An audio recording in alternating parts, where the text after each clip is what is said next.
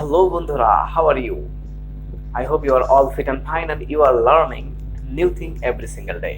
Okay, okay, এই প্রশ্নটা প্রায় তোমাদের বোর্ড ফাইনাল এক্সামে আসতে দেখা যায় এবং এটা স্টুডেন্টদের ভিতরে একটা ভীতিকর অবস্থা সৃষ্টি করে। বাট তুমি যদি এই ভিডিওটা শুরু থেকে শেষ পর্যন্ত দেখো তাহলে অবশ্যই আশা করি তুমি এটা একটু ক্রিস্টাল ক্লিয়ার ভাবে বুঝতে পারবে।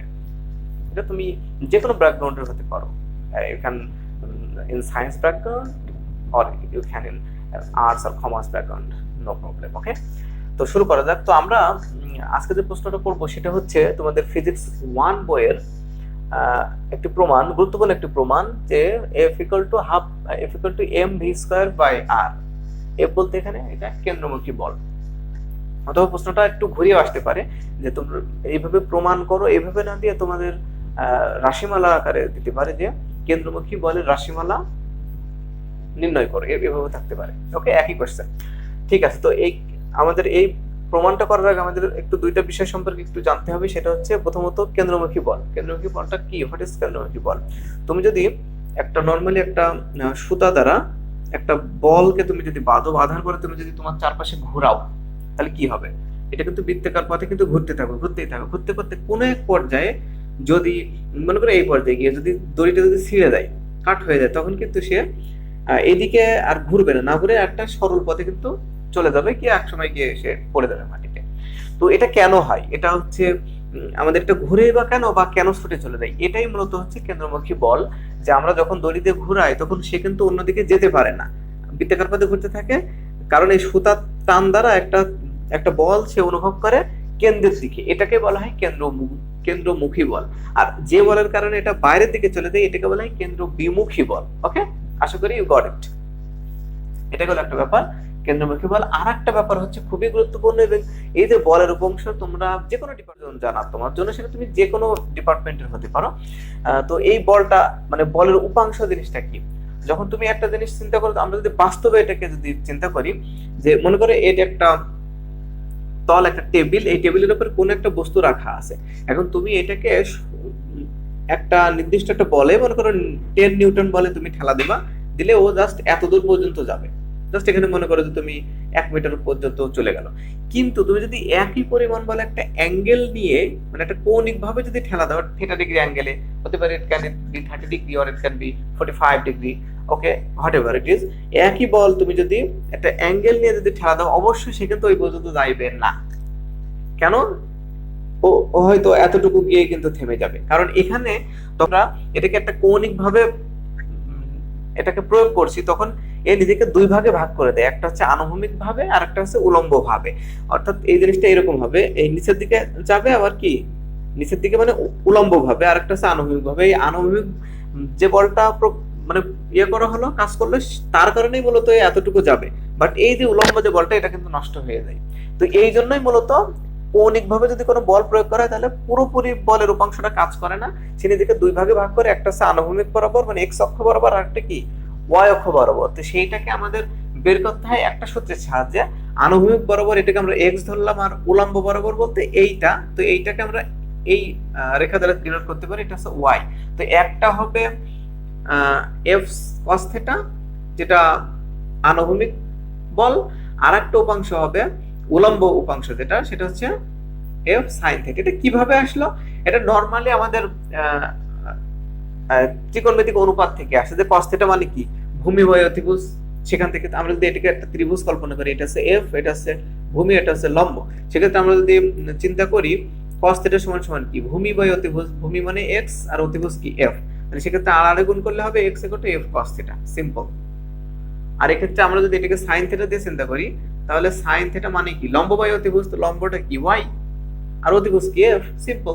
তাহলে সেক্ষেত্রে y equals to will be F sine theta. তার মানে এতটুকু মনে রাখবা যে এই বলটা যেটাই হোক না কেন, এটা ভেক্টর রাশি, এটা বল এফ হতে পারে, এটা ভি হতে পারে, কারেন্ট হতে পারে, ভোল্টেজ হতে পারে, হোয়াট এভার ইট ইজ। ওকে, সূত্রটা একটাই হবে, সেটা হচ্ছে আনুভূমিক বলটা একেবারে মুখস্থ আজকে থেকে, পুরো মুখস্থ হয়ে যাবে। কিভাবে আসলে আমি তো দেখিয়ে দিলাম, cos থিটা মানে ভূমি বাই অতিভুজ, আর সাইন থিটা মানে লম্ব বাই অতিভুজ, সেই সূত্রের সাহায্যে।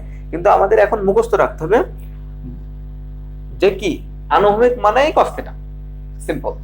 আর উলম্ব মানে কি সাইন থেটা। এখন এটা যদি ভি হয়, V sine theta V cos theta. Okay, সেটা হচ্ছে মূল আমাদের থিম। ওকে, তাহলে আমরা শুরু করি। তো সেক্ষেত্রে আমরা তো প্রথম থেকে জানি যে ফিজিক্স মানেই হচ্ছে স্টোরি। তোমাকে you have to make a story by this by using this term. Okay, তাহলে আমাদের এখানে দেখা যাচ্ছে একটা বস্তু আর ব্যাসার্ধের বৃত্তাকার পথে ঘুরছে। এম ভরবিশিষ্ট একটি বস্তু আর ব্যাসার্ধের বৃত্তাকার পথে ভি দ্রুতিতে ঘুরছে বা ভি বেগে ঘুরছে। তো বস্তুটির উপর যদি কেন্দ্রবিন্দু বল কাজ করছে, এই জন্য তো ঘুরছে নাকি। তো যদি কেন্দ্রবিন্দু বল কাজ না করতো তাহলে কি ঘটনা ঘটতো, এ থেকে সে বি তে না গিয়ে সি তে চলে যেত। তো এই ঘটনাটা আমাদেরকে একটু সুন্দর করে লিখতে হবে।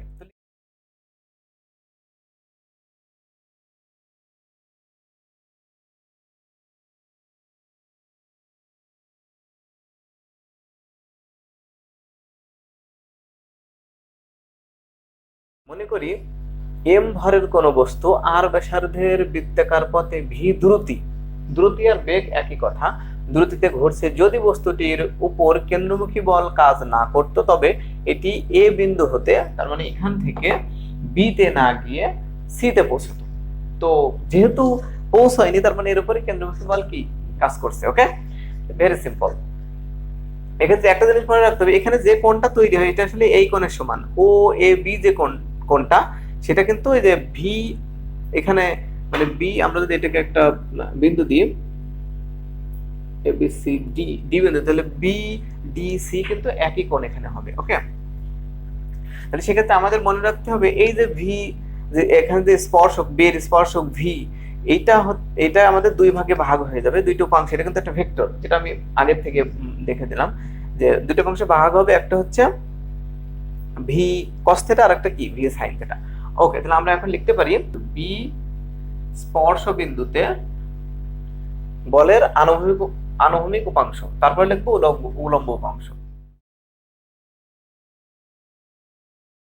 তাহলে বি স্পর্শ বিন্দুতে বেগের আনুভূমিক উপাংশ, এটাকে ভি এক্স দ্বারা প্রকাশ করলাম, কারণ আনুভূমিকটা সবসময় এক্স বরাবর কাজ করে, এই জন্য X equal to V cos theta. Okay, তাহলে একইভাবে উলম্ব হবে কি, উলম্ব হচ্ছে V equal to V sine theta. Simple. অতএব আবার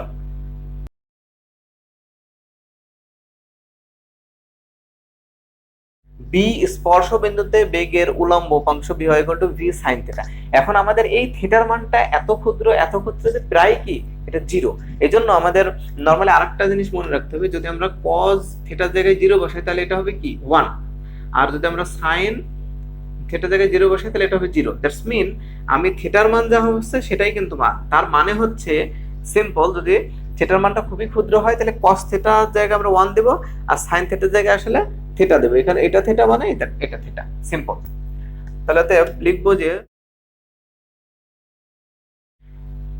থিটা অতি ক্ষুদ্র বিধায় cos থিটা ইকুয়াল টু কি হবে 1 এবং sin থিটা ইকুয়াল 1 ও 2 থেকে পাই। আসলে আনুভূমিক দূরত্বটা আমাদের এখানে দরকার হবে না, দরকার হবে উলম্ব দূরত্বটা। তো আমরা উলম্ব দূরত্বটাই লিখছি, ভি ইকুয়াল টু হবে ভি sin থিটার জায়গায় কি হবে থিটা। Very simple. ওকে, তাহলে উপরে এখানে যে উপরে মুছে দিই আমরা। ওকে, তাহলে আমাদের এখন এ ও বরাবর বস্তুটির উলম্ব ত্বরণ বের করলে আমাদের মোটামুটি হয়ে যাবে। এ ইকুয়াল টু, আমরা জানি ত্বরণ মানে কি বেগ বাই সময়। তো বেগের ক্ষেত্রে আমাদের উলম্ব বেগটা ব্যবহার করতে হবে, আর সময় হচ্ছে কি টি, বা এ সমান সমান হবে, আমরা কেবলই যেটা পেলাম ভি ওয়াই মানে কি ভি থেটা, ভি থেটার নিচে আছে কি টি। ওকে, বা আমরা এখান থেকে আরেকটু লিখতে পারি এ ইকুয়ালস টু, আমরা থিটা বাই টিটা যদি বাদ দিই, এখানে থিটা বাই টিটা যদি আলাদা করে নিই মানে হচ্ছে V, R theta by T মানে আসলে কি ওমেগা। বা আমরা আরেকটু লিখতে পারি এখান থেকে এ সমান সমান ভি, আর ওমেগা মানে কিন্তু ভি বাই আর। এটা কিভাবে আসলো, এটা আসলো ভি ইকুয়ালস টু ওমেগা আর। এটা কিন্তু প্রথম যে আমাদের রৈখিক বেগ এবং কৌণিক বেগের ভিতরে যে সম্পর্ক সেখান থেকে, তাহলে আসছে omega equals to V divided by R, সেখান থেকে আসছে। তো এখান থেকে আমরা A equals to V square by R লিখতেই পারি। ওকে, আমাদের কিন্তু প্রমাণ প্রায় শেষের দিকে। তো আমরা নিউটনের যে দ্বিতীয় সূত্র রয়েছে সেখান থেকে আমরা প্রমাণটা করে ফেলতে পারবো এখন নিউটনের দ্বিতীয় সূত্র অনুসারে। ওকে, নিউটনের দ্বিতীয় সূত্রটা কি ছিল, F equal to M A. এটা কিন্তু একটা গুরুত্বপূর্ণ প্রমাণ, এটা আমরা পরবর্তীতে দেখবো। এবার আমরা যদি মান বসিয়ে দিই, এম এ মানে হচ্ছে ভি স্কোয়ার বাই আর, তাহলে প্রমাণ হয়ে গেল, গুণ করে দিলে এম ভি স্কোয়ার বাই আর। বাহ, আমাদের কিন্তু প্রমাণ হয়ে গেছে অলরেডি। তো এটাই ছিল আমাদের আজকের গুরুত্বপূর্ণ একটি কোয়েশ্চেন, এবং এটা কিন্তু প্রায় এসে থাকে। তো okay, that's it for today. See you in the next time with new another video. ততক্ষণ পর্যন্ত সবাই ভালো থাকো এবং দেখতে থাকো অনেক্সট টেক টিউটোরিয়াল। আল্লাহ হাফেজ।